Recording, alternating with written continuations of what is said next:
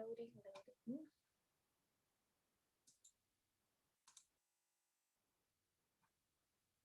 Welcome to our sixth and penultimate vocab word for the day session of our Delivered Live Free conference. My name is Natasha Fish, and I am the Board of Directors Secretary for NW Ministries. And with me is Naomi Wright, founder and executive director. We're thrilled to present tonight's topic, When Church and Community Become Triggers, with Mary Jo Sharp. A former atheist who came to faith, Mary Jo Sharp has experienced two worlds of American culture: the post-Christian culture of the Pacific Northwest and the evangelical culture of the Bible Belt. She first encountered apologetics in her own spiritual search while seeking answers. Mary Jo is now an assistant professor of apologetics at Houston Baptist University and is also the founder and director of Confident Christianity, a Christian apologetics ministry that addresses the hard questions of Christianity through research, writing, training, and debate. She has been featured in Christianity Today's cover story, The Unexpected Defenders, and is an international speaker on apologetics, focusing on love and logic to uncover truth. Mary Jo is the author of the top-selling Bible study, Why Do You Believe That?, as well as Living in Truth with LifeWay Christian Resources. She recently released her book, Why I Still Believe, which, by the way, will be our giveaway for tonight. And she is also a clear communicator with a heart for people. She finds great joy in sharing the deep truths of her Lord and Savior, Jesus Christ. So that's Mary Jo, which you're going to hear more from tonight. But if you want some background for this conference in general, please check out our playlist, which includes all of our prior 5 other sessions that we've done, including our kickoff with Dr. Douglas Gertheis and Naomi on grief. So you can check that out in the playlist. But focusing on tonight's topic, when church and community become triggers, I'd love to hear from Naomi. Why this topic? How did we even choose this topic?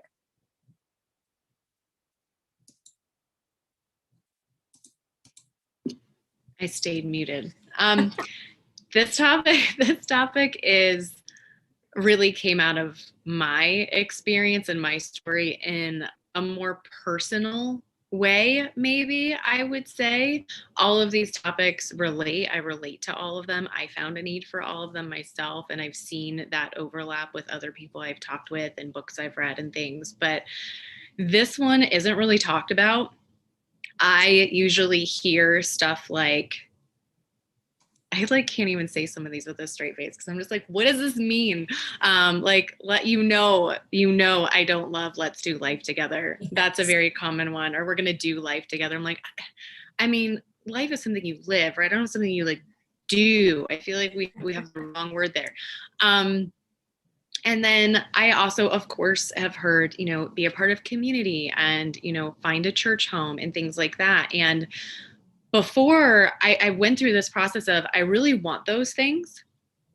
They sound really good to me, but something I haven't really gotten into in my story, it just hasn't really been the time yet. It hasn't really come up. There hasn't been a space for it. So I'll just briefly mention it now, is that after I came out of my cult upbringing and I went into a mainstream church here in Colorado, things didn't go well. It wasn't just, oh, wow, this is a great, healthy experience.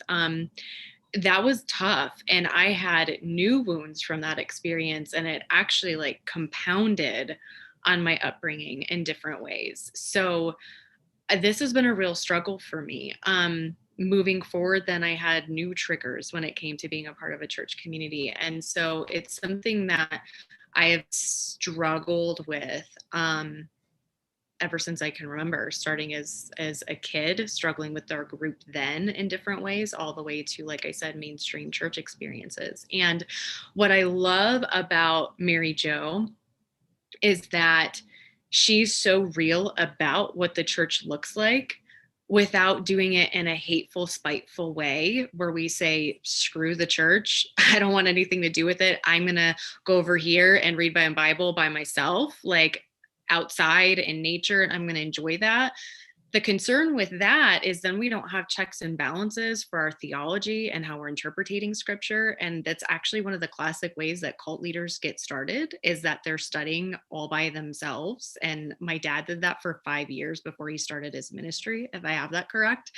And it's not healthy. And then we don't have the support we need when we need it and all these things. So I'll let Mary Jo take it from there, but there really is a beauty in having a church home and in having community. Again, I don't love those words. I'm like, can we just call it friends? For me personally, the biggest trigger has been feeling like it's a forced community. It's like I go into this church and like, these are supposed to be my people. That's something I don't do well with. But I also recognize that it doesn't have to be that way. I'm a collector. I can go there and be a part of an environment, and I can still have friends elsewhere. So, but again, Mary Jo is going to get more into detail. I love the way she presents it. She's similar to me. We've kind of laughed about that. I think maybe I have a little more of a filter.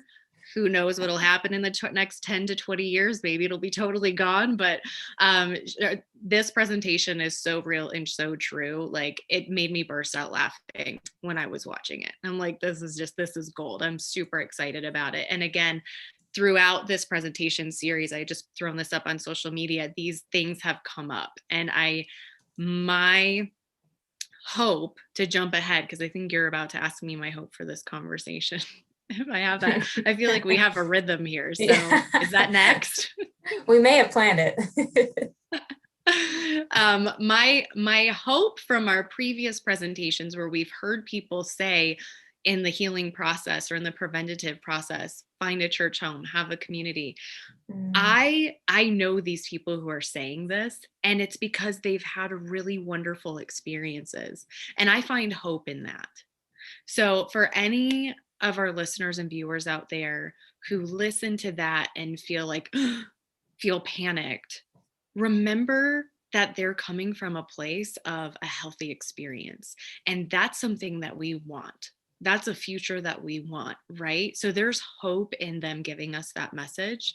And then I want to land it here with Mary Jo, that we can get there, and we can have this realistic, balanced view of what it's going to look like. And that's my hope for people, is that they will walk away with hope. And like I said, that realistic view. Yeah, thank you. I'm really excited about tonight for just that reason. I think it's just such a needed component in the conversation. So yeah, praying and hoping that people get a lot out of that in this realm. So before we get into Mary Jo's pre-recorded video of her presentation, just again, a reminder that there's going to be a live Q&A with her afterwards, which has been Naomi and mine's favorite part of these sessions, is the live Q&A. So during the presentation, in preparation for that Q&A, please submit questions at any point. We are really excited to engage with you and hear what you want to know more about.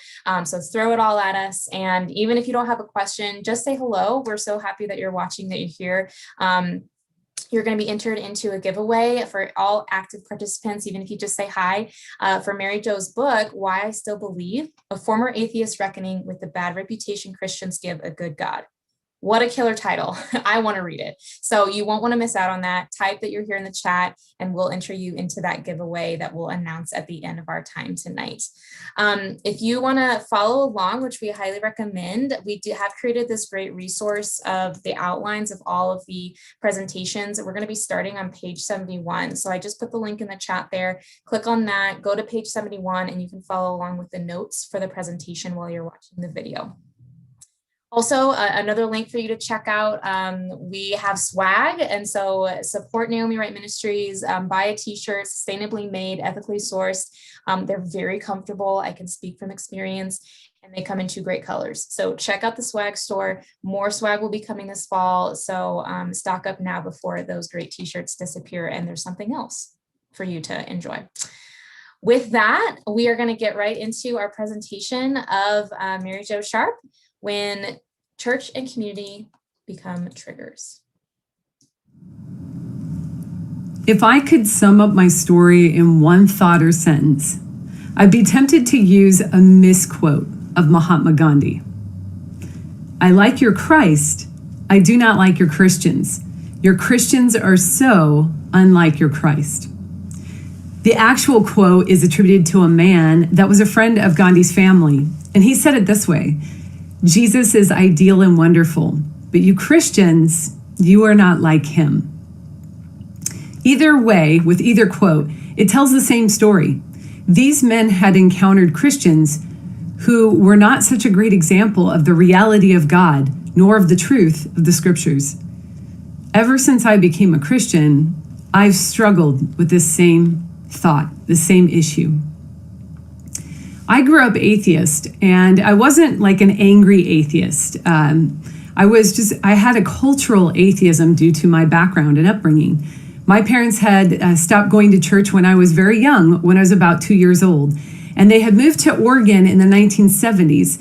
And so, though I grew up in a part of the country that's considered somewhat post-Christian, I did grow up with and I grew up outside of the church. I did grow up with a family who loved the nature and the sciences and the arts. My dad was a huge fan of cosmology, and so he taught me to wonder at space and not just what was out there, but the beauty that we saw out there, as well as the beauty that we saw in nature. And further, he loved taking me to symphonies and any arts he could take me to. And my mom as well, plays, all sorts of stuff. And so I developed a love of the arts, and I saw what mankind could do that was very beautiful, in addition to all that I was seeing around me. And I think this background, though it wasn't Christian per se, it was a profoundly impacting background on me because of the amount of beauty I was seeing in the world and the goodness and this search for truth. I began to wonder as an older teen, well, what is all this for? What is it all for? And right at the time that I began wondering, well, what is all of this about? I had a high school band director who was a Christian, and he had never shared his faith with anyone, certainly not with a public school student. And my senior year of high school, he was very burdened for me, and so he took me aside and gave me a gift, a senior gift, and it was an NIV one-year Bible. And he gave it to me and he said, Mary Jo, when you go off to college, you're going to have hard questions. I hope you'll turn to this. Well, he hit me at just the right time when I was starting to have these sort of questions about the world in which I lived and the universe. And he was somebody I greatly respected. In fact, I went on to get an undergraduate degree in music education. I even taught band in the public schools for some time. But what happened was that I read that Bible. And I found it to be very different from what I expected. What I found in there was that artist behind all of the beauty that I was experiencing. And I found the intelligence who designed and created it. And the Bible didn't read necessarily like the mythology I thought it would read like. I had grown up reading some Greek and Egyptian mythology, and the Bible read more historical and biographical, and especially when I got to the Gospel of Luke. And he's very much detailing his gospel in time and history, especially when you hit chapter 3. And so this was very impacting on me. So when I went off to college, I actually kind of did the reverse of what we're worried about students doing. Instead of going off to college and losing my faith, I went off to college, and that was the first time that I actually explored faith on my own. So I began to visit churches. And I eventually found one that clearly explained to me the salvation of Jesus and why I needed a Savior. And that was when I trusted Jesus for my salvation. And I was sort of a mess of emotions. There was a lot of feelings going on there because I was excited that I was about to be a part of this community of people who were looking for all of this goodness, truth, and beauty that I was looking for. Now, I do need to say I wouldn't have framed it that way. You know, that's something I've realized as I'm going on and getting older. That's, what was impacting me. But I do remember thinking how excited I was that I found the people who were searching for the same things I was, and they could teach me about it. They would be like the pros at it. But I was also very nervous about it because this was new for me. And I was very far away from home, and I was in a different culture than what I was raised with. But I went ahead and took that step and I met Jesus. But then I met the church. And she's not always so beautiful, nor good, nor full of truth. In fact, what I found was that she was full of hypocrisy and judgmentalism. I've sort of teased in my book, Why I Still Believe, I've sort of teased about it and saying that first-time church attendance really should come with a disclaimer that churches could post a sign or they could place fine print at the bottom of a bulletin that says something like, church attendance may cause extreme discomfort. Side effects include, but are not limited to, doubt, anger, disappointment, disillusionment. You see, on my first day of church, as a brand new believer, I encountered a seed of doubt. I had accepted Jesus, and the pastor encouraged me to come to church and to profess that before the whole congregation, and then to, the church, the way that this evangelical church in the South was going to operate, they actually have to vote on me, and then I get baptized in front of the whole church. And so this was nerve-wracking for me because I grew up in an environment in which religion was very private. So this whole walking up in front of the whole church and saying, "Hey, I found Jesus," that's something new, and it's something that is making me a little intimidated. I'm a little intimidated about it. So, what I expected as I'm coming into this church, into this environment of which is fairly foreign to me, and I kind of feel like the new kid in class, what I expected was more of a congratulations, like a hug or, some excitement for this momentous occasion by the people in the church. And as I'm walking into the church, there's a person standing at the entrance to the sanctuary, and it's the pastor's wife. And so I'm really expecting, that from her, like, "Hey, heard you accepted the Lord. Congratulations. Come on in. We're so excited about today," especially considering that, this was all new to me. So as I walk up to her, she's greeting people, and she sees me, and her smile drops. And she looks me up and down, and she says, "Oh, honey, we need to find you better clothes." So, not what I was expecting. Made me feel a little conspicuous as I was about to go before the whole church and proclaim this newfound belief in Christ, which was, I was a mess of emotions. And so I believe that encountering people who were judgmental from the start really did plant a seed of doubt in my life from the very beginning about what it was I was doing and who I was committing myself to and what this was all about.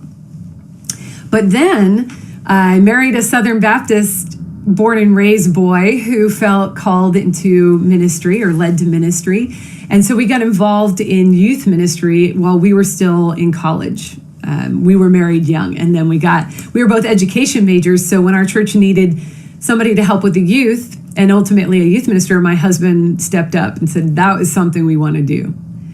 And it was there in ministry where I began to see so much of the ugly of church life. And what I mean by the ugly is patterns of behaviors that really did not match what I was reading in the Bible. It really didn't match what drew me to Christianity. And so some of the things that, I was expecting in Christian ministry and in the faith and in Christian community was these ideas that I read from Paul and from Jesus about loving one another, being very patient with one another, that we were to actively conform our life to Christ, to become more like him. And part of that meant to take up our cross, that phrase of dying to the self. So we're to be more selfless and growing in selflessness. And, Paul's phrase of in humility, we're supposed to think of others as better than ourselves. And in the Old Testament, especially in Proverbs, these statements about striving for true understanding, really hearing another person before we give an answer. I was not finding that. Not in bulk, not in plenty, very rare. Actually, what I typically found were people who didn't even try to change. their life to conform to Christ. I found a lot of people who just wallowed in their personal vices and would even try to rationalize them. So in general, what that did was it led to a church experience for me that wasn't life-giving nor redemptive. In fact, for me, the experiences that I had in church, even the good ones, were always laced with this non-redemptive hum in the background. And over time, I know I'm not describing a lot of like what were those issues. There were some, it's from minor details of daily living, problems, selfishness, pride issues, all the way to horrible offenses in the church, like the kind of things we hear about in the news. But because of these patterns of behaviors, because I did not encounter a community that was actively seeking the goodness, truth, and beauty of God, eventually going to church became more and more difficult. And that was because I began to perceive that people didn't truly, deeply, and honestly care about me for who I really was, nor for who Jesus really was, honestly.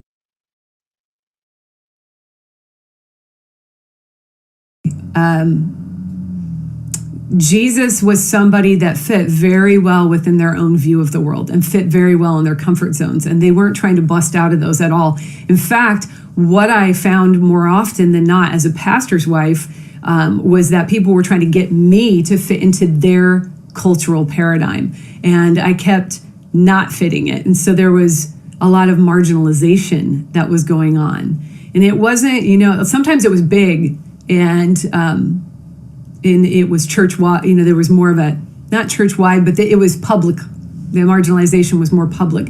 Other times it was just tacit marginalization. I would be left out of things because I didn't fit the culture as an intellectual, academic, Christian pastor's wife. So, church eventually for me became more difficult. And in general, church and the church community became something that was hard for me to engage in. And even today, I still have adverse reactions to certain phrases and to certain things I hear in the church because of my many years in church ministry. Part of the reason that it became so difficult to be in community is because I began to distrust people in the church. I began to wonder, did any of them really believe in God? Did they, or in the Bible that they professed as absolutely true? Because of those patterns of behaviors, because of that lack of really seriously taking themselves to be conforming unto Christ. I didn't expect anybody to be perfect. I expected to see some of that humility and some of that, confession of, I was wrong and I haven't treated you well. But I rarely saw that. And so I began to wonder, do any of these people actually believe they're accountable to God for their actions and their thoughts and what they do? And I started to think, no, they don't. They do not. And so I began to distrust the people in the church and what they were doing there. And that distrust began to transfer over to my belief in God. At first, it transferred over to God. I don't trust what you're doing. And then it transferred over to my belief in God. And I began to say, what did I really do back when I said that I became a believer? What was that experience? And why do I believe in God? So I began to have doubt about my belief. But I also noticed, and it took me some time to figure this out, I also noticed that I began to desire for Christianity not to be true so that I could ultimately walk away. I was kind of hoping I could just leave it all behind. I'd be embarrassed that I had been duped by this belief system that wasn't true. But there would be a sense of liberation from all of this mess of hypocrisy and judgmentalism and marginalization. I could just move on. I wouldn't have to justify my beliefs anymore, and I wouldn't have to be a part of a community where I didn't seem to fit. But there was a problem for me in all of this mess of the church. I realized that I couldn't base my judgment of the truth of Christianity on the hypocrisy of the believers. The behavior of the believers could not be the litmus test for the truth of Christianity. So I actually realized I had to discover what I believed was actually true. Is Christianity true or not? And that for me was an intimidating realization. Because if I came out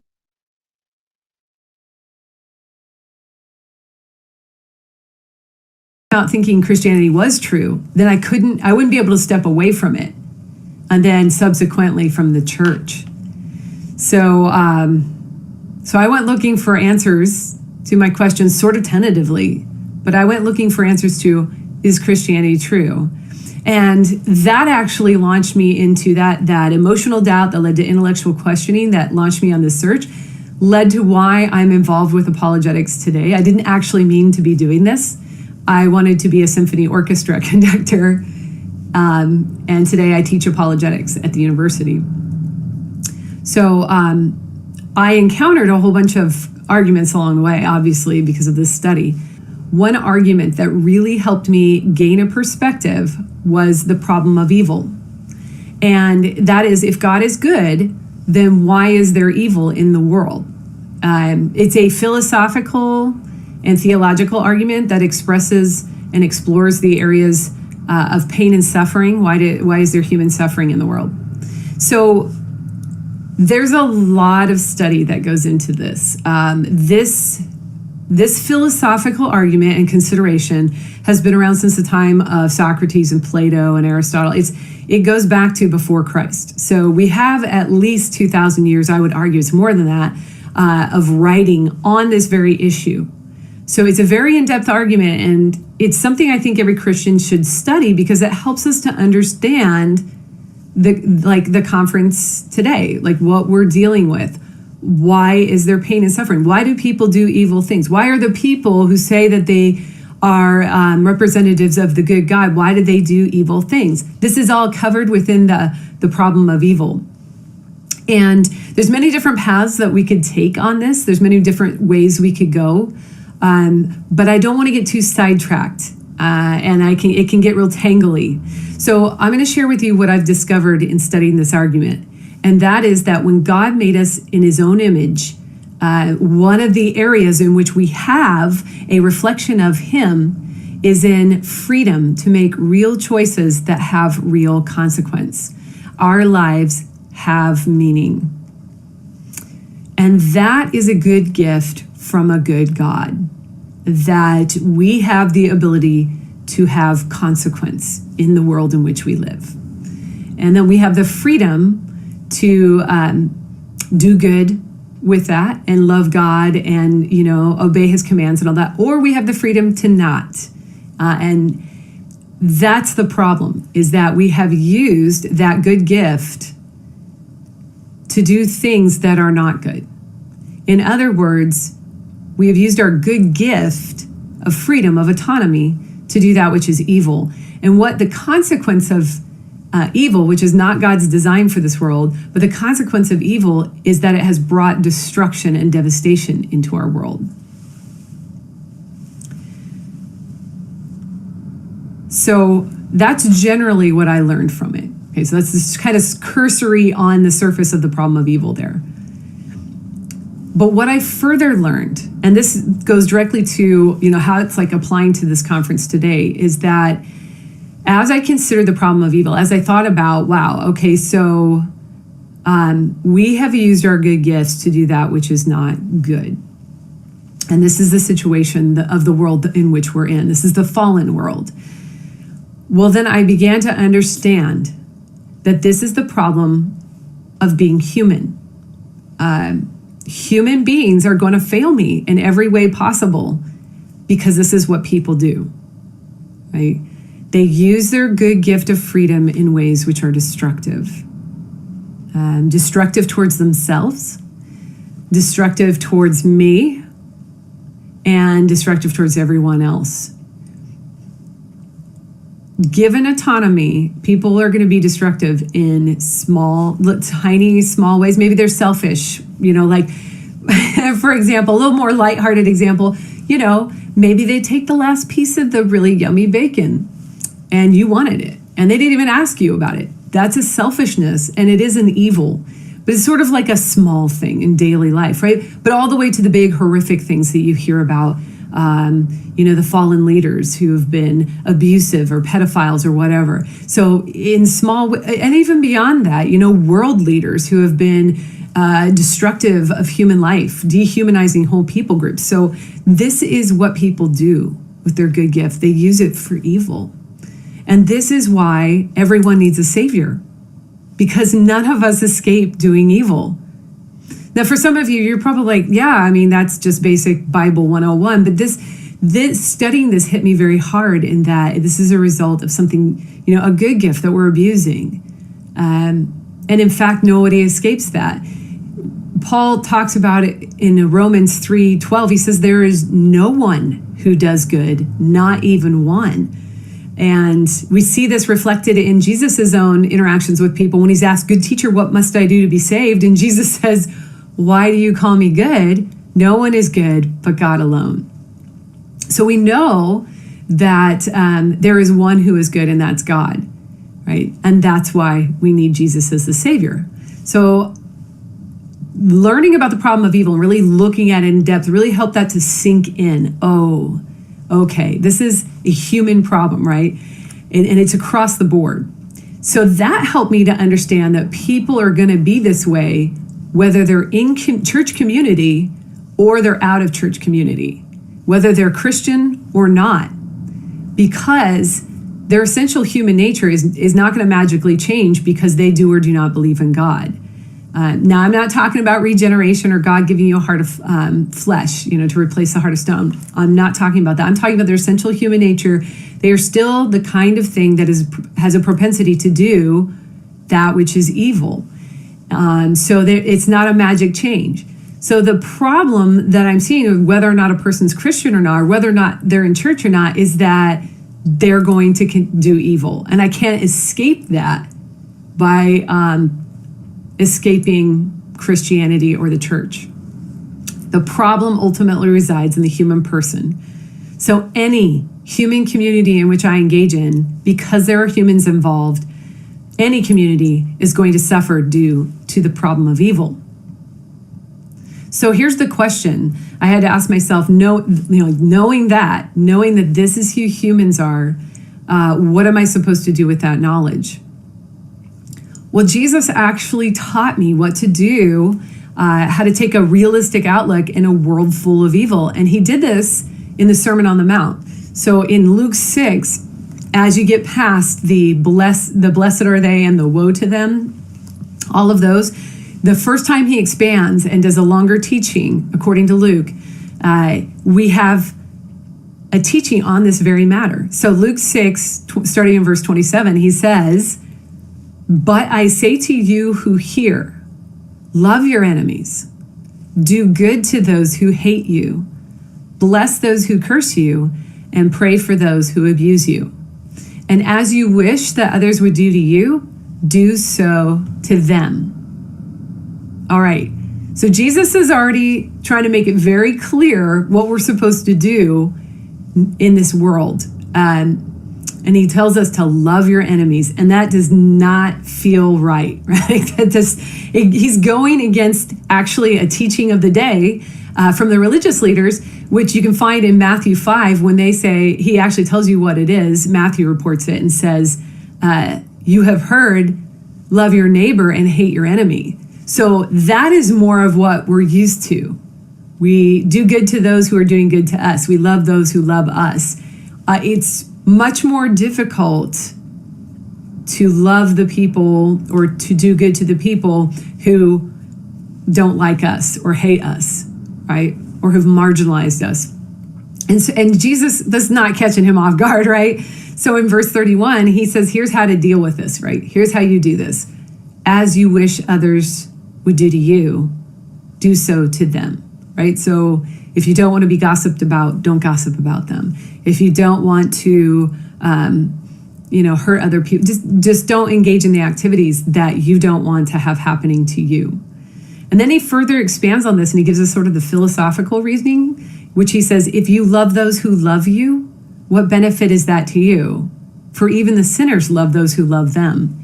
And if you do good to those who do good to you, what benefit is that to you? For even sinners do the same. This teaching has been brewing in my heart and in my mind for some time. It helps remind me to be wise in my dealings with other humans. Because here I have a teaching that while acknowledging human evil, it's still emphasizing that we should live in a redemptive manner. And then it says, here's how to live in the redemption that Jesus brought. Okay? Do unto others as you want done to you. And I think this is so important for us because this teaching is, it's every bit as much for us as it is for the others, like for us as the individuals, because we cannot live in a constant state of repaying evil for evil. That would tear me apart. It would just tear me up. But we also can't be naive about the evil of others. So in theory, we need to understand that this is going to happen. I mean, Jesus is just saying, love your enemies. You are going to have enemies. Do good to those who aren't doing good to you. You're going to have people who hurt you. That's what he's saying in here, that people are going to abuse you. They're going to harm you. So we need to be wise about our engagement with them, and understand it's going to happen, but we just don't repay evil with evil, right? Even in the church. And so I'm really excited about Naomi's session coming up because I think it's coming up. She is doing paying attention to some of the signs about abusive leadership, like how to recognize some of those signs. And I think that's important because it helps us be wise and figure out how to do that engagement with them, where we do to them what we want done to ourselves. And I also, just for a little bit of levity, I really think that this is an important teaching because as G.K. Chesterton he's attributed as saying this quote, and I think it applies so well to our conference today, which is, the Bible tells us to love our neighbors and also to love our enemies, probably because they generally are the same people. And that's, that the sort of salve for my soul in that, yeah, okay, I hear you. I can choose God's goodness in spite of those who would hurt me. And that's what Jesus is telling me, live in goodness, which allows me to not be controlled by the evil in the world, but to actually start to participate in that freedom that God meant for me. So that, I know I haven't gone into any more details than that. I've sort of hit this at the 30,000 foot level, and I haven't dealt with any of the really hard things, the horrific things in the church, like actual sexual abuse and things like that.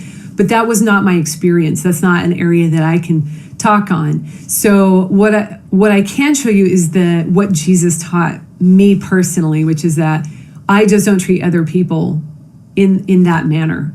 That's how I can be sure that I'm living in the redemption he brought me. But there's another whole aspect to the problem of evil that really impacted me as I'm saying, I really don't want to be a part of this community anymore. But I have to consider the truth of Christianity. And that aspect is the view of atheism on this matter. Because remember, my former view is atheism. So if I'm going to leave Christianity, it's most likely that I'm going to go back to my former atheism. So I had to consider what does atheism have to say about the concepts of good and evil? Well, the New York Times bestselling author and atheist, Richard Dawkins, who's an Oxford biologist, he wrote something about that in his book, River Out of Eden, and the Darwinian view of life. He said this: the universe we observe has precisely the properties we should expect if there is, at bottom, no design, no purpose, no evil, no good. nothing but blind, pitiless indifference. He further goes on to say, expanding out there's no good, there's no evil, there's just blind, pitiless indifference in a Darwinian view of the world. He expands on that and he says, some people are going to get hurt, other people are going to get lucky, and you won't find any rhyme or reason in it, nor any justice. So in short form, he's saying good and evil do not exist. Okay? They don't exist. And things just happen in a universe of blind forces that are not driving to any particular truth or moral end. And even if they, there's no way to know if they were, right? Because it's just blind, pitiless forces of the universe. So in short, again, atheism doesn't provide a basis for believing in these concepts of good and evil, from which we get these ideas of justice and equality and injustice and all these sorts of things. But atheism doesn't seem to make sense of my experience. Doesn't our use of the terms like suffering, pain, and abuse imply that this is not the way things are supposed to be? That there is a way that is good or better? You see, the implication is that when we use this kind of language, is that there is some kind of standard of good, some kind of way things are supposed to be, and that this isn't it. But in an atheist framework, this world as we experience it is just the way things are. And there's no grounding for saying that we are not as we are supposed to be, or that we are suffering. Further, there's no, grounding for saying anything is evil or wrong. Now think about this. That means things like that we have an adverse reaction to, like genocide or racism or rape or murder. Those aren't necessarily evil or wrong. It's, as Dawkins poignantly explained, some people are just unlucky. Right? But what does Christianity have to say about the concepts of good and evil? Well, it says that these are real things. That good is based in the nature and the moral will of God, and that evil is deviations from that goodness of God. Evil is a result of that abuse of God's good creation. It's not the way it's supposed to be. And what we see is the resultant consequences. But notice too that Christianity provides that basis for these concepts, right? It also provides a common sense and yet profound response to the presence of evil. Christianity would inform us that even though we are, since we are the ones who are ensnared in evil, we are not the ones who are able to save ourselves. So the problem is not the solution, right? And when you look at the world in which we live, we keep trying to think that we can solve it. But Christianity says, no, actually, you're the problem and you can't solve it. So for me, atheism didn't provide a robust enough framework for the objection from evil, this problem of evil, or the objection from suffering, nor does it provide for the depth of this human problem, since it denies the existence of good and evil. So while I was heartbroken by the church and desired to be free of her community of hypocrisy, I realized I couldn't step into atheism in an intellectually honest way. I had to consider what would happen to my beliefs if I walk away from a grounding for the concepts of good and evil. And so I asked myself questions and, do I believe good and evil are ultimately non-existent? And that the world is as we should expect it to be? And so consequently, there's no ultimate meaning to human thoughts, actions, and therefore to our lives? That there's no justice, no rhyme or reason to the pain and suffering in the world? No. And I never have believed those things, even when I was atheist. But I've come to realize that I can't have it both ways. I couldn't walk away from Christianity and retain the Christian philosophical framework without that intellectual dishonesty. I can't walk away from the framework that humans are made in the image of God, with the real ability to make free choices that have real consequence, and that our lives have meaning both from our choices and from God's intention to create us in his own image. I couldn't walk away from a framework that says that there is something wrong in the world and it's not how it's supposed to be. Nor could I leave behind the historical reality of what God has done for us to provide us real hope through the resurrection of Jesus. That it's not just a wishful or baseless positive thinking, but actual real and evidenced hope. You see, this framework provides an ultimate basis for hope, this Christian framework, right? But it is found, what I've just described, all of those things find their home in the Christian worldview. To leave my Christianity behind wasn't just stepping into a void or a lack of belief. I've heard that before. I just don't believe. That's not true. You would be changing your belief system into something else. And that's what I encountered. I was like, well, I would actually be changing to atheism. And I realized that I couldn't do that because of all those things that I believe in. And this was one of the reasons why I couldn't walk away from Christianity, even with all the hurt and pain that I had experienced in the church. So my experiences in the church over time caused me to not only doubt my belief in God, but to desire to walk away from the church. And I remember one particularly strained, tense conversation I had with Roger on the matter. And I said to him, if we ever get into a healthy church, I'm not sure I'll know what to do. And he said, what do you mean, Joe? And I said, well, I've lived for so long in a defensive posture against the church that I really don't know how to trust people who might actually be trustworthy. I don't know what it would take for me to trust again, specifically people in the church. And I don't know if I ever want to trust anyone, if I even want to trust anyone anymore. And that included God.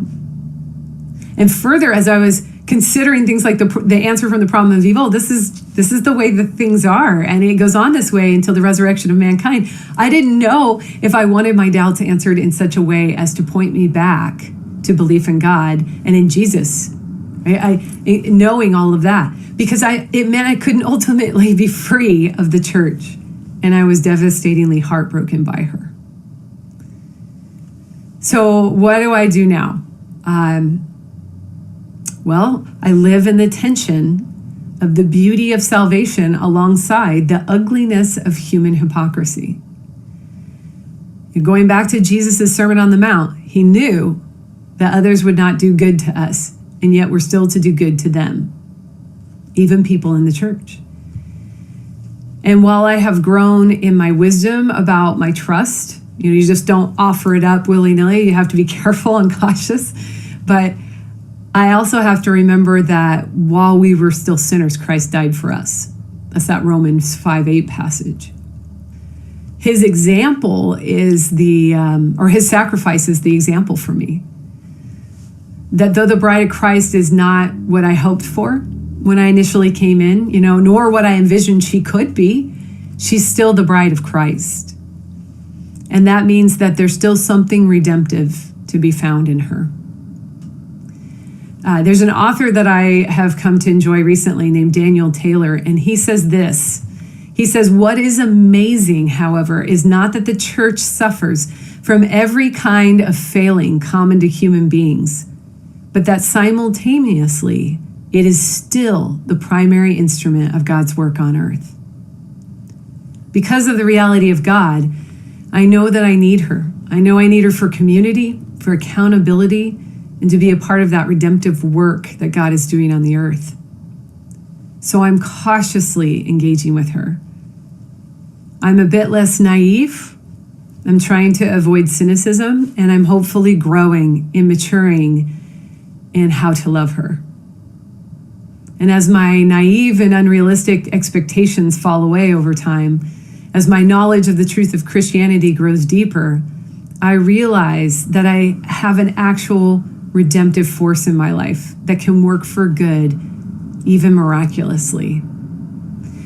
Because if Christianity is true, those who trust in Jesus for salvation have access to that redemptive force or power that through the gift of the Holy Spirit. We can be workers of incredible goodness and restoration despite our failings. We can be people who are more like Christ. And this is real hope. This is real goodness. And it's how I'm living with the reality of unhealthy religious experiences. Thank you very much. Wow. What a presentation. That was a treat. Thank you all for watching with us. We're excited to have Naomi and Mary Jo come on here for our live Q&A. Mary Jo, welcome. So glad to have you here. I love that it's like you just popped out of the video and here you are in the exact same cute outfit, background and everything. Feel free to unmute yourself. Sorry, I thought I was unmuted. Yeah, I'm pretty close. I'm pretty close to what I was like, yeah, let's just make it seamless. I love it. It's a special touch. Good times.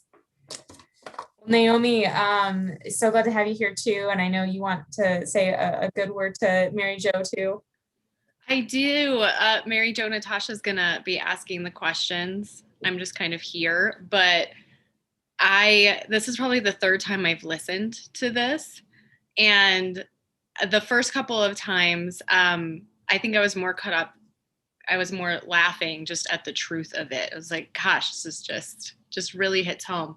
And this time it made me tear up several times, just feeling the weight of the reality and the weight of the truth that you've shared and how you did it. You did it so beautifully. And I really want to thank you for your boldness and being willing to have this conversation. This is not a conversation that will gain you as many fans as just staying only in your apologetics lane strictly. Venturing over into this, it's controversial. And so I just wanted to tell you, we appreciate what you're doing in this area. It's so needed. Oh, thank you so much. Yeah, I agree with you. That's why I'm here, is because how needed it is. Yeah, absolutely. And we did get some questions in advance, but for those of you watching, feel free to keep adding questions to the chat as we're going along here. We're really excited to ask some of these questions and just have a fruitful dialogue. Mary Jo, this part of the session has become a favorite for Naomi and I. It's just really fun to get to engage with you as the speaker, bring so much richness and life to the conversation. So thank you for being willing to engage with us in that. Yeah. Our first question. So much damage has been caused within and by the church. Why go? We're going to start with a light question, right? Yeah, really. Just get right into it. Yeah. So this is a really big, very large question. So that's what I'm going to have to say up front. And it's a question that I've asked myself many times, because you hear people say, well, it's not about religion, it's about relationship. So if it's about relationship, why do I need the institutionalized, religious aspect of it? So that's kind of like where this is, I think. I mean, I don't want to speak for the questioner, but I think that's where it's coming out of.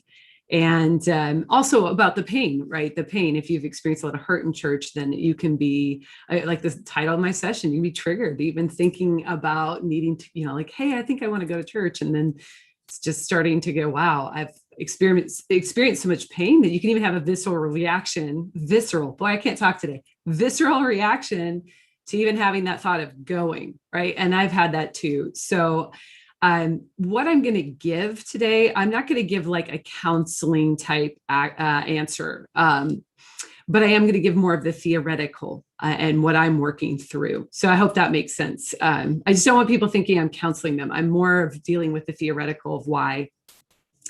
And for me, the why, I said it in the session that I did, but it's very important to me that if I believe Christianity is true, right? So I believe that Jesus is the risen Savior, and that I believe in Trinitarian monotheism, which is Christianity. So there is a community called God, right? The Godhead. that God himself is community. And so when he created us, you could see him even saying that he created us for community because he said it wasn't good for Adam to be alone. So there's something very important that we have to pay attention to in that when we say it's not good for Adam to be alone. What's not good about that? And you have to work through that. I see it as that fact that I am made for love from other humans. I'm made for love from God, but he, incarnationally through other humans. And that's something that I need as a human. On my other side, like as humans, we're kind of wiggly and we like to rationalize things that can be absolutely wrong. So we need humans for accountability. And you can have accountability from atheists, you can have accountability from Muslims, you can have accountability from all sorts of different kinds of people. But there is one group of people who have the same pursuit as you, as far as your spirituality. And that would be people who they themselves have committed to Christianity and are trying to meet together for that purpose of growing in the knowledge of God. And so that's where I see church is still valuable to me, is that I need them. I need them for that accountability. I need them for the community aspect, a like-minded community. Because I can get community in different places, like I said, but I do need Christian community of some kind. Maybe you're getting tripped up a little bit on what the church is. And yes, that was air quoting.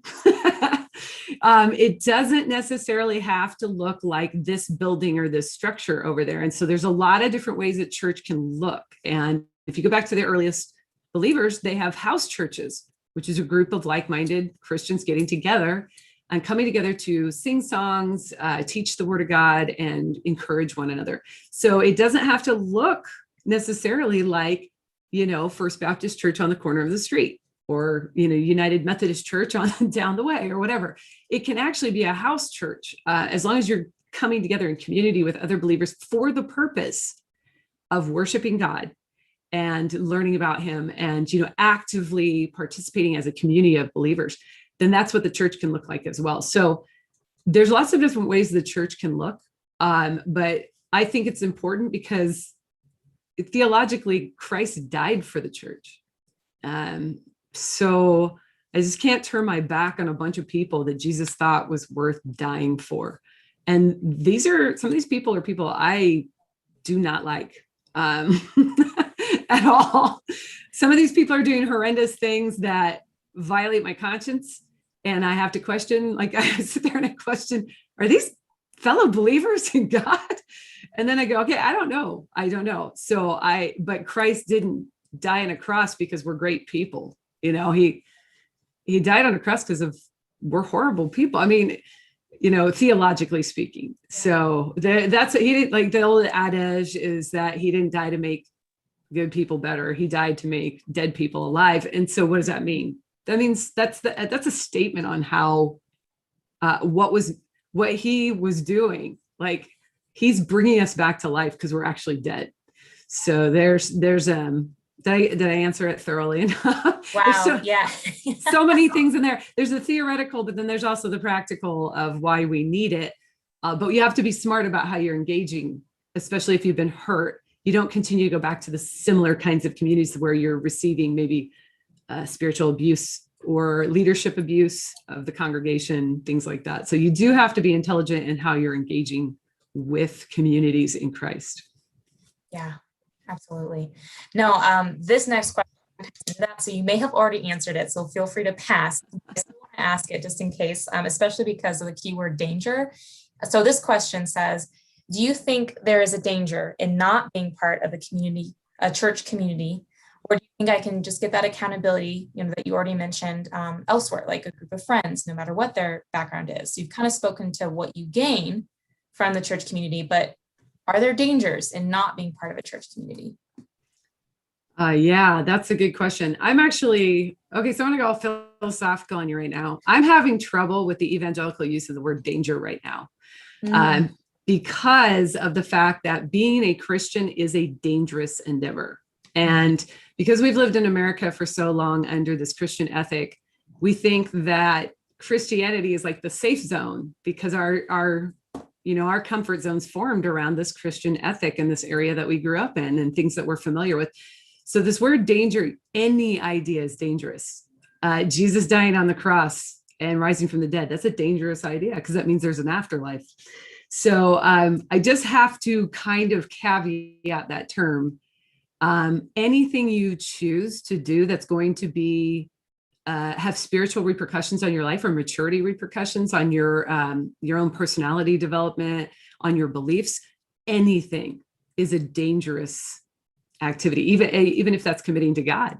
So I know that's weird and I haven't really developed it that much, but I want Christians to understand they're kind of proclaiming, well, isn't this dangerous or isn't that dangerous? So is your belief. That's the whole C.S. Lewis Chronicles of Narnia when, Lucy's asking Thomas, is Aslan safe? And he said, he has to think of it. He says, no, he's not safe, but he's good. Right. So we're all involved in dangerous activity. Okay. Now to answer the actual question, sorry about the philosophy moment. It's just been bothering me lately. No, I love it. Truly. You're not being a part of a community. I have different ideas on this and I don't know where I'm going to land. I think you need to be a part of a community because God himself is a community. And that's how we know what love is, because of the love shared in the Trinity. So there's a model there of community. So that's important. Now, the other thing that's kind of important to me is we need theological training. Don't give up on the 2,000 years of witness that we've had from scholarly writing, from going all the way back to the Apostle Paul and the people who authored our New Testament. We need that theology so we can learn what we believe. So I think that not only is it important to have community with like-minded believers, but we need to be actively educating ourselves in theology using the people that have come before us. So that's an important part because that helps us to handle in praxis a lot of the issues that are going to come up in our lives. And A.W. Tozer talked about this. He said, I think a lot of our problems are theological in nature. And he was talking about practical life issues. But we don't know what we believe sometimes, so we don't know how to outwork that into handling circumstances and situations that we're going to find ourselves in. So. Yeah, I want to jump in for 1 second. This is a little bit of a sidestep. Sure. But that aspect of people, I mean, like you said, we need to know our theology, we need to know our doctrine. And so when I think about, I had this come up inside of me when you mentioned like house churches and how it can look different. And I was thinking, I want to tag that. I want to have an asterisk and put something down at the bottom of as long as it can look different. And I mean, from a mainstream mega church to a few people gathering together in either of those scenarios, we could have a lack of proper leadership and guidance over our learning. And so I just wanted to, kind of jump in and add that it's super important that we have those study aids. We have the study Bibles and commentaries. We know what we're looking at. We have people who have studied before us. We're reading, we're looking for guidance and wise counsel, and we can, maybe navigate what wise counsel is. That might be a topic for a future date, but, yes. Yeah, it's really important. That's a huge aspect of being in community. And while I was struggling in the church itself, because also the mainstream church I landed in didn't have great discipleship and oversight. So I was still kind of floundering and didn't really know what was true. Landing at Denver Seminary gave that to me. It gave me that community and that oversight of my learning and sound people to ask questions of, to then kind of, send me off on my way. Yeah. So thank you for speaking to that. And I just wanted to kind of add that in. Yeah. Thank you. I think kind of along those lines, it can be at least speaking from, unhealthy environments or hurt that have happened. This question comes in and says, does treating others as I want to be treated, like you mentioned, Mary Jo, does that mean I should stay in an unhealthy environment? Oh, no. Definitely not. Yeah, we can just, no. There you go. Done. Yeah. Because, you would probably advise other people who are in an unhealthy environment that they shouldn't be in there. So in the treating others as you want to be treated, what would you want said to you? Mm-hmm. If this is an environment in which you are constantly marginalized or even dehumanized, yeah, you need to find a healthier situation. And so, no, you would advise other people. So this is the do unto others. You would say, no, you really need to get in a situation that's better. So that's, yeah, my answer is no. I try in my talk to caveat, because I always know in the back of my mind, I'm thinking that's going to come up. Like, should I just stick it out? And you're going to have to nuance it on your own individual situation. And it may even take you getting professional help, which you're probably talking about all the way through the conference, but please never fear professional help. It is so important to your health. So anyway, you might need professional help to determine what can I do in this situation. For me, I have been able to be in unhealthy situations and realize, like, manage that to where I'm okay in that environment. But that's because I wasn't experiencing sexual abuse, physical abuse, verbal abuse. I wasn't experiencing those things. I was experiencing more of tacit marginalization. So I was able to sort of mitigate my environment and exist in there, and that's where I was doing a lot of the treating people the way I want to be treated, which was kind of fun, because a lot of times, since I wouldn't gossip, since I wouldn't return what I was getting, a lot of times I just had to not speak, and people would look at me, and it was very awkward. I would make a lot of people uncomfortable.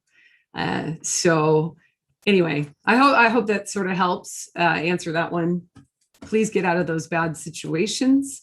And I remember, as I said at the end of my session, that I have not been in those more damaging, unhealthy circumstances. So I know they're there, but I have not personally been a part of that. Yeah, well, along those lines, if someone, really does want to be part of a good community, but is kind of struggling with that, this question comes in and says, do you think it's bad or wrong if I just can't be part of a community for a while? I think that is absolutely fine. Yeah, sometimes you have to step away and gather your thoughts with you and Jesus, and let the Trinity minister to you. That's one of the problems that I have with the church, is they tell you things like, I've actually heard this, I'm just going to say it. I've actually heard, the best of the best are here on Sunday nights. I'm like, oh, wow, how manipulative. Jesus is not saying that, by the way. It says, don't forsake the fellowship of the believers, right? So it doesn't say that you can't step away for a while when you've been traumatized. Yeah. So definitely, if you need to step away to gather your thoughts for some healing, that's fine. Don't let the church stigmatize that. And by the church, I mean people in the church, because it's not the church proper. It's people in the church that are doing this, in leadership and such. And I don't know why they do it. We could stipulate it's control, it's abusive, it's their own, they haven't worked through their own problems. But a healthy leader should look at you and say, if you need to take some time away, you take some time away. And that's how I feel about it. Yeah, thank you. Well, to give us some hope, I did recently experience that in my own personal church experience, where leadership did say, hey, maybe you need to take a step out. So there does happen. To encourage anyone out there. But obviously that's not why we're here tonight, but for affirming that. Yeah, that is a mark of healthy leadership. Our next question here, is there anything specific you look for in a church because of your past experiences? This is a tough one for me, because I have almost never been in the church as a congregant, sorry, with the N. I've almost never been in the church as a congregant, because I think I was only a believer for a year or two before my husband and I were involved with ministry. So it's been mostly ministry. So we haven't been like choosing a church as far as where we want to go to be fed. We've been coming into churches to minister. So we've come into places where we need to agitate the waters a little bit, because they've either been unhealthy, or they're not on the right path, or they've become a social club rather than, a light for Jesus. So what kinds of things would I look for, though, as like just a congregant. I know Naomi has a session, and I don't know if it's coming up or not, on the leadership, abusive leadership. Okay, Yep, it's our next one. I actually really feel like when you're visiting churches, you should take Naomi's list with you and keep that in the back of your head. Do I see any of these things going on in this church? And that's hard to discern, but it's really important. So if you hear a person say something like the best of the best are here on Sundays, that's a manipulative statement, either coming out of insecurities or an issue with control or something, unresolved problems in their own life, and you don't want that. I would say you're also looking for a place where you're comfortable worshiping. I'm a music undergrad, and I've seen all the worship wars because we've been in music ministry, and there's so many different things out there. Don't let that keep you from church. Find a place where you feel comfortable. I know it's sort of a side, but it can really be important because music is such a visceral experience. It's an aesthetic experience that helps you understand God and enjoy him. So find a place where you feel connected through what they're doing in worship, where you feel it's authentic and not a show, and things like that. But I think more so Naomi's the next session is really going to help you. I would say here's my sort of 3, like what I would want in a church myself. Discipleship. Are they emphasizing discipleship? Do they have a robust discipleship where you're actually learning about theology? You're learning about ecclesiology, which is like the study of the church. Why do we have the church? What's the church for? What do we do in church?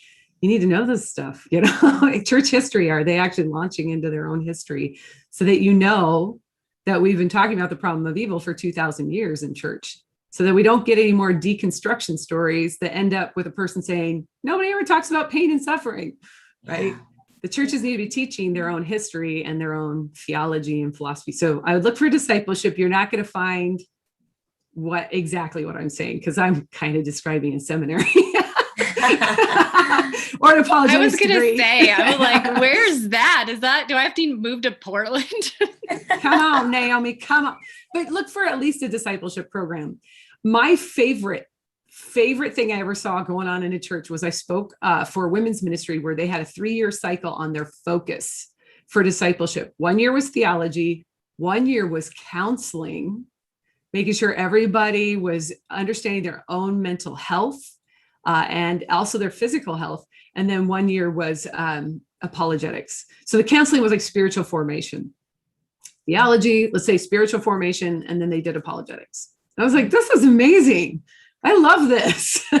So something where they're actively trying to educate the people is what I would say to look for. And then look for those signs of leadership abuse, because we don't need to put ourselves in harm's way. We don't need to be a part of that. Great. So discipleship, education, and not leadership abuse. Yeah. Great. Yeah. Thank you for that. So I love that ecclesiology being part of it, that knowing about the church, knowing what the church is for, which is what we're talking about tonight, which is great. This question comes in, says, I've heard the church described as an unfaithful wife, much like the account of the prophet Hosea and his wife Gomer. Is this a theologically correct understanding, first of all?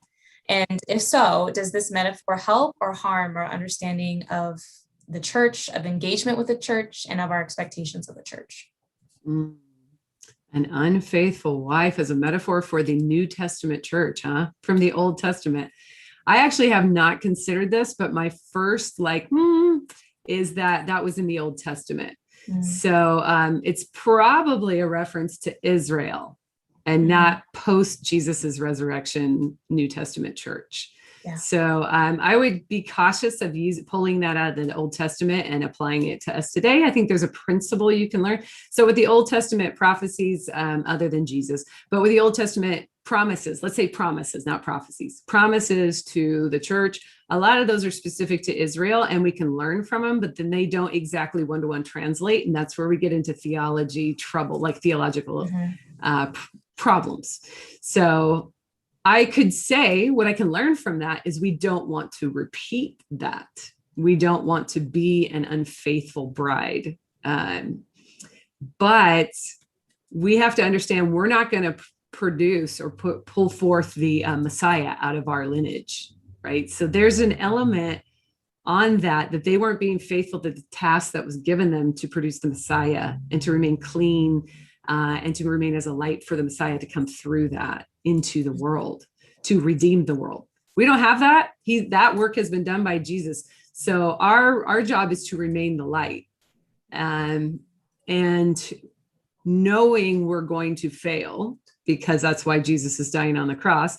So I would work this out into praxis, saying we need to recognize more frequently when we fail and be upfront and authentic about it and apologize whenever we do. So we don't need to be perfect people. Jesus boils down the law to two, so Israel had to keep the, laws. Jesus boils them down to two, and he says that it's to love the Lord your God with all your heart, soul, mind, strength, and love your neighbor as yourself. Everything else falls on those two. So when we fail to do those two, what we can do is apologize. We can take a little bit of humility, recognize we're fallen and sinful people, and say, like the unfaithful wife, I have been disobedient, or I have been unfaithful to the person who knows me the best and wants the best for me. So I need to say, I'm sorry. I need to find a new way forward. I need to not do that again. And the church hasn't been real good about that historically. That's the problem. So if that helps, sorry for my long answers, but if that helps, always be cautious of using Old Testament as a one-to-one to the New Testament church in present times. So theologically, there you go. But you can always take a moral lesson from what's happening to Israel and apply it to us exactly today. Yeah. Thank you.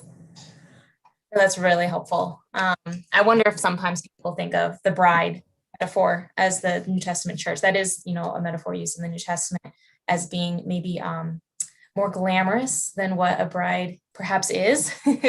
So perhaps that's sort of the counter to that of the bride is not always so lovely as we have just discussed. So married maybe probably gets that a little bit more of anyways, I digress. But thank you. It is really helpful caution and good to think about.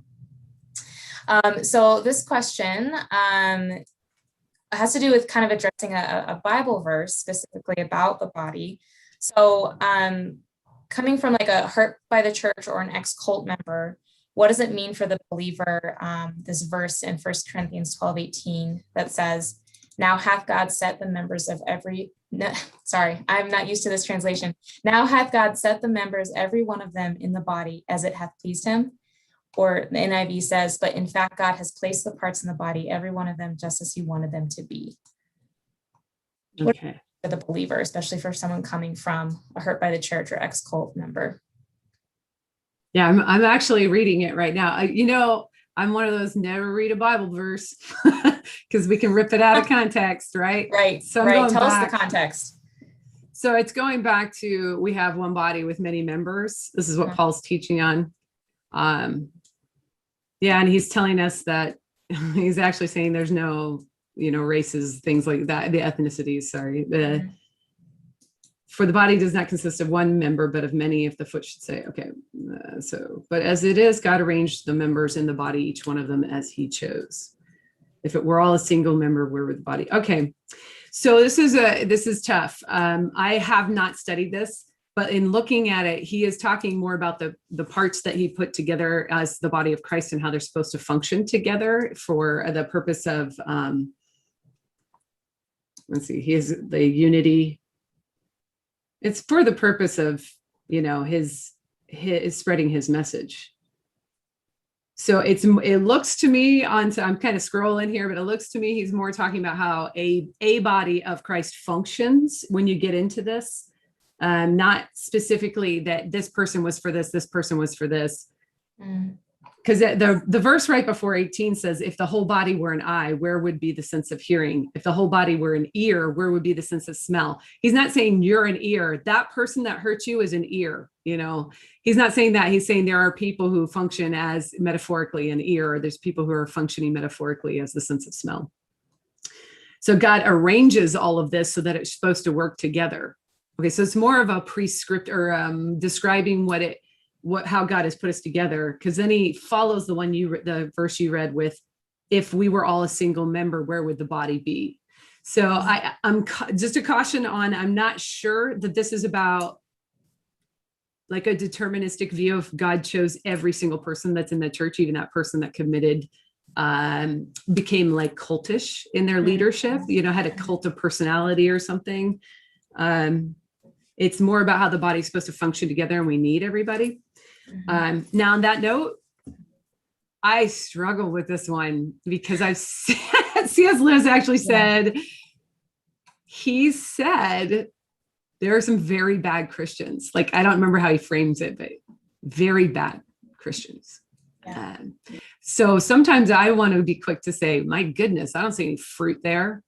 So how could they be a fellow believer? They just don't look like it at all.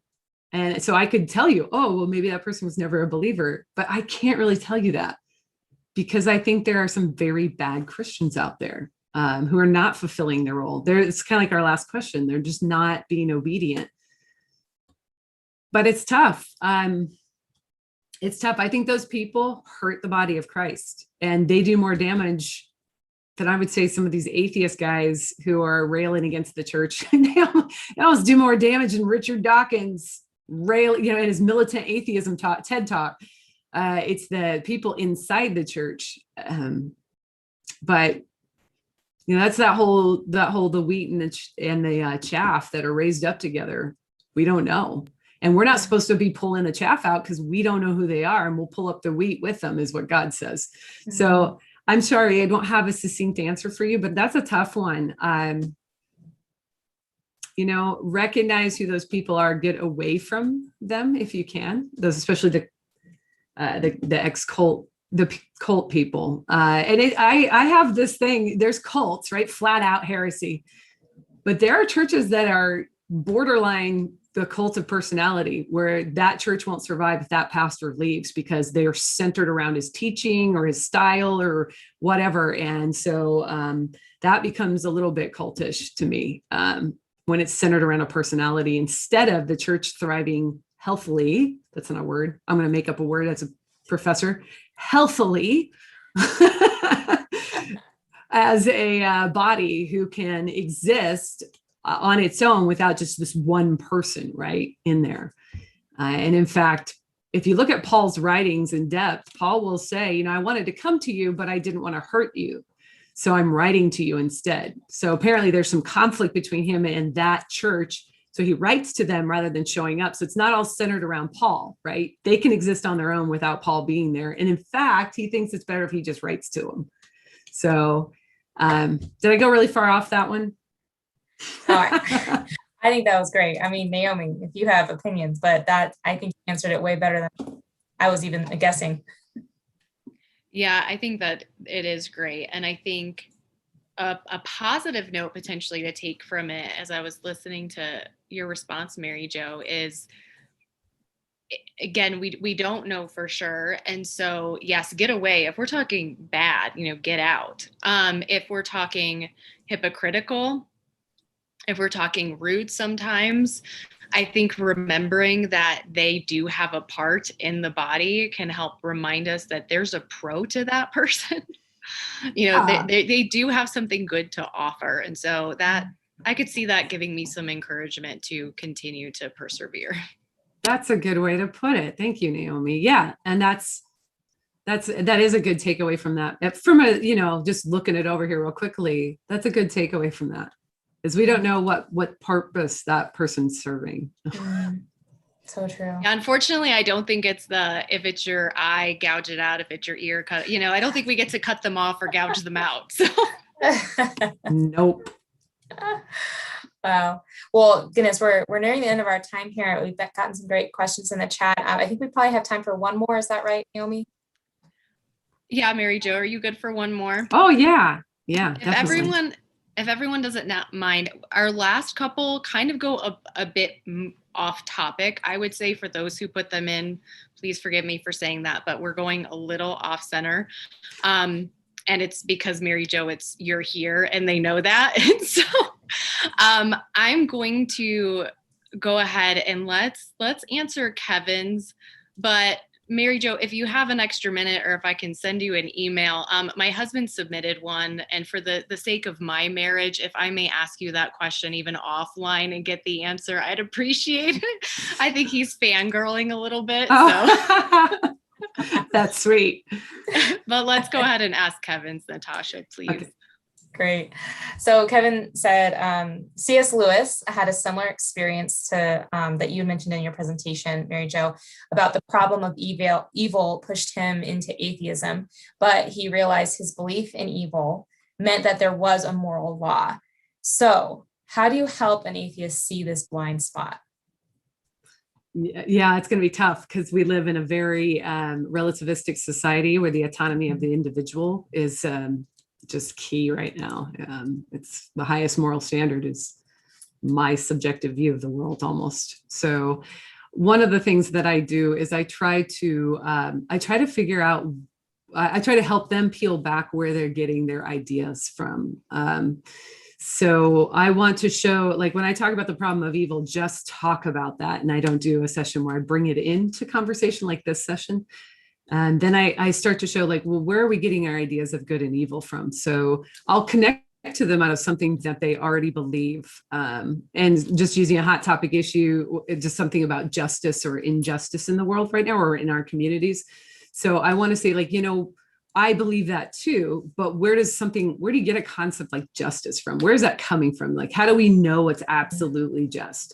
Because there have been other countries that have developed different ideas. And, the easy one to go to that's just on hand, on deck all the time is Nazi Germany. They thought it was good to do what they were doing. Remember, Hitler didn't sit there and twist his little, he doesn't have a, and come up with, what can I do that's evil? Like a Megamind quote, what's good for bad today? He's doing that. He's doing what he thought was good. But it was wildly different from like much of the world who eventually prosecutes the Nazis for crimes against humanity. That's the worst thing you can be prosecuted for. And so we have this idea that there is something that is unjust, and you can even commit a crime against humanity. But where does that come from? Where do we get these notions that there's good and evil in the world? And people have said to me, "Oh, I just get it from, well, all cultures develop that. We all just know it's good." And I take them back to Nazi Germany or the starving of the Ukraine by the Stalin, or the rape of Nanking in China, Rwandan genocide. So you can give them examples and go, well, I don't think cultures are a good place to locate that, or time or place. But we all do have a sense that something is right and wrong. We're all using it. We all say should and ought and fair and just. We all have a concept there is good and evil. But now, just like I would ask them, but where do we get good and evil from? Where does that come from? And I can ask questions like, well, how do you know that? Where are you getting that from? Why do you believe that? Those are some questions I can ask to help them peel back their own beliefs. And that's kind of what I would do if somebody brought up a problem of evil question or pain and suffering question. I would say, but how do we really know what like pain and suffering is in a world? Because in a world void of God, like I said in my talk, if you don't have a standard of goodness like a perfectly moral or perfectly good being, then where does it come from? And from what I've seen from like answers from social Darwinianism, that good and evil are just concepts that have helped us survive. If you actually read Darwin, that leads to all sorts of atrocities. You can justify treating other races as lesser than yours. You can justify it because they're not as far along.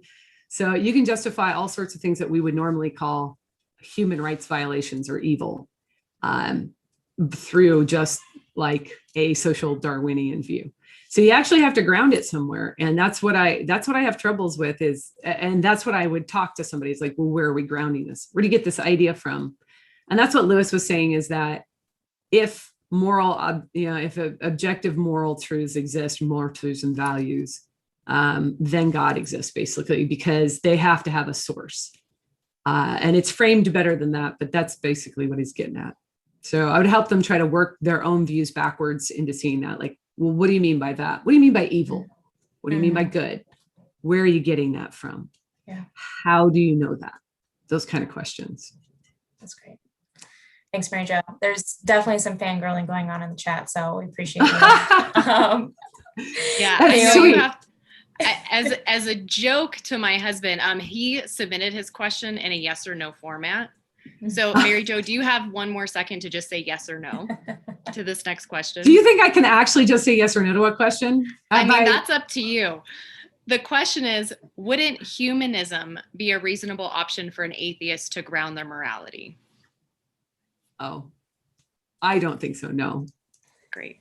I think I explained that through social Darwinian, but anyway.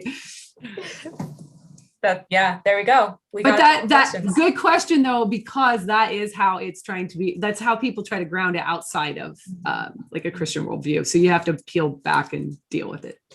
Right.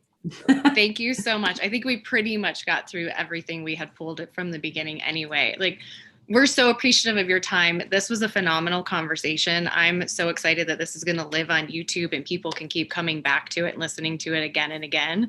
And I got more quotes that I want to throw up on. I mean, you are so quote worthy. I could quote you over and over and over again. So long quotes. So thank you. I mean, this was like such just it's healing for me. It's hitting some deeper things that, God always has deeper levels of healing for us. So it's touching on some of that. Yeah. And I appreciate the solidarity and some of the experiences. And again, how you just bring it back to the beauty that is there as well. As you and I know we both have appreciated that in our journeys to Christ. So thank you so much for being here. You are welcome to hop off. Natasha's going to do our giveaway winner and all that stuff, but you're welcome to hop off. But then I won't see who won. Yes, you are also welcome to stay. I just wanted to be mindful of time. So Natasha, take it away. Great. Well, this leads into my next one before the giveaway. Mary Jo, thank you so much for doing a great plug for Naomi's session, which is our last session next week, July 7th at 8 p.m. Eastern time, Red Flags of Unhealthy Leadership. It ties in really well with this session. So we all hope you can make it and check that out. Personally, just reading the notes alone felt like it was worth my time. So I'm really excited to see this session by Naomi next Wednesday. So we hope you can join us for that.